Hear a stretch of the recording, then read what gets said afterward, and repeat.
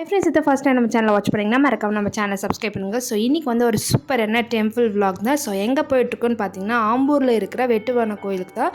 So எதுக்குன்னு பார்த்தீங்கன்னா 10 வருஷம் வேண்டுதல் வந்து இப்போ தான் வந்து நிறைவேற்ற போகிறோம். நாங்கள் என்னென்னலாம் நினச்சோமோ அது எல்லாமே நடந்துச்சு.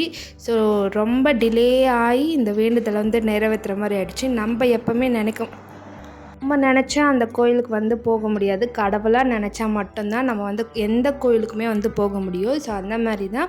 ஸோ 10 இயர்ஸ்க்கு அப்புறம் இந்த கோயிலுக்கு வந்து போகிறோம் நாங்கள். ஸோ போனோடனே வந்து பார்த்திங்கன்னா காலையிலே அம்மா வந்து பொங்கல் எல்லாம் வந்து வச்சுட்டு இருந்தாங்க. ஸோ வந்ததுக்கப்புறம் வந்து பார்த்திங்கன்னா சாமி கும்பிட்டுட்டு அதுக்கப்புறம் அங்கெல்லாம் வந்து கயிறு கட்டினாங்க. ஸோ அங்கெல்லாம் கயிறு கட்டிட்டு அதுக்கப்புறம் வந்து பார்த்திங்கன்னா அப்படியே கொஞ்சம் தூரம் நாங்கள் ஒரு பிளேஸை தேடி அதுக்கப்புறம் எப்போவுமே ஒரு பிளேஸ் வந்து நல்லா எங்கேயாச்சும் அவுட்டிங் போனால் கரெக்டாக நம்மளுக்கான அந்த சாப்பிட்ற பிளேஸோ இல்லை குக் பண்ணுற பிளேஸோ எல்லாம் வந்து கரெக்டாக அமைஞ்சிடும்.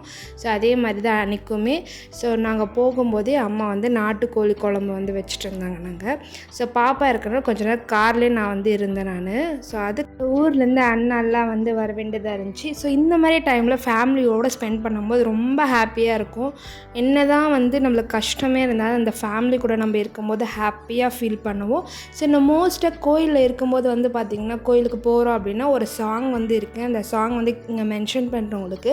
ஸோ அந்த சாங் கேட்கும்போது அந்த சாங் நம்மளோட லைஃபோடு ரிலேட் ஆகும்போது நம்மளுக்கு ஏதோ லேஸாக இருக்கிற மாதிரி. லைஃப்பில் யாருமே நம்பாதீங்க, உங்கள் அப்பா அம்மாவை நம்புங்க. அதை விட ஒரு ப்ரெஷியஸான ஒரு உண்மையான லவ் எங்கேயுமே கிடைக்காது. ஸோ அன்றைக்கி வந்து எனக்கு வந்து அந்த மாதிரி தான் இருந்துச்சு. ஸோ என்னோடய ஃபேமிலி வந்து ரொம்ப ஹாப்பியாக இருந்தாங்க அந்த டைமு.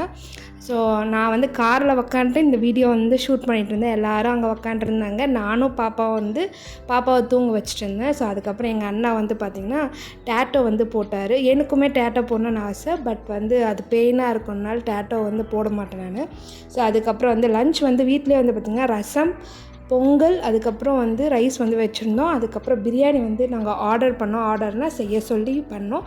அதுக்கப்புறம் எல்லாருமே ஒன்றா சாப்பிட்டோம். ரொம்ப ஹாப்பியாக இருந்துச்சு. ஸோ அந்த ஃபீலே வந்து கொஞ்சம் டிஃப்ரெண்ட்டாக வந்து இருக்கும் ஃபேமிலியோட ஸ்பெண்ட் பண்ணும்போது. ரொம்ப ஹாப்பியாக இருக்கிறதுல நம்ம குட்டீஸ் எல்லாம் வந்து ரொம்ப ஹாப்பியாக வந்து இருந்தாங்க அன்றைக்கி. ஸோ லைஃப்பில் எவ்வளோ தான் வந்து ப்ராப்ளம்ஸ் எவ்வளோ தான் ஸ்ட்ரகிள்ஸ் வந்து இருந்தாலுமே அதுக்கான சொல்யூஷன் கண்டிப்பாக இருக்கும். நம்ம ப்ராப்ளத்தை நினச்சிட்டு இருக்கிற மூமெண்ட்டை ஹாப்பியாக இருக்க முடியாமல் போயிடும். ஸோ அதனால் ப்ராப்ளம் வரும்போது வரட்டும், ஃபேஸ் பண்ணிக்கலாம்.